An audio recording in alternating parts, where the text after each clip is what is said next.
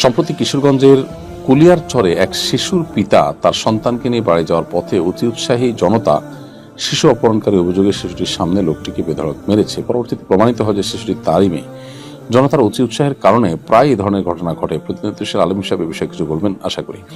দেখুন, আমরা বরাবরের মতো এখনো বলবো যে আইন হাতে তুলে নেওয়ার এই প্রবণতা এটা সবসময় নিন্দনীয়।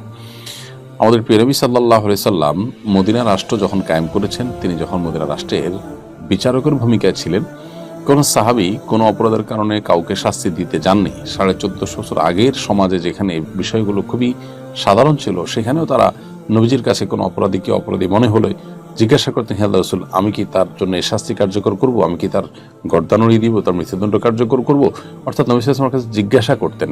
তার কাছে মনে হয়েছে বিষয়টা প্রমাণিত এবং লোকটা দোষী, তারপর নবী সাল্লাল্লাহু আলাইহি ওয়াসাল্লামের পারমিশন অপেক্ষা থাকা, এটা হলো বিচারিকভাবে বিষয়টিকে প্রমাণ হওয়া পর্যন্ত অপেক্ষা করার মতো বিষয়।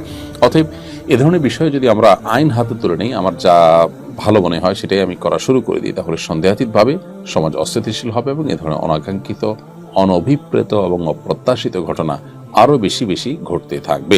বিধায় আমরা এই আইন হাতে তুলে নেওয়ার কালচার থেকে বেরিয়ে আসার চেষ্টা করব এবং এখান থেকে নিজেদেরকে যথাসম্ভব আমরা বিরত রাখার চেষ্টা করব।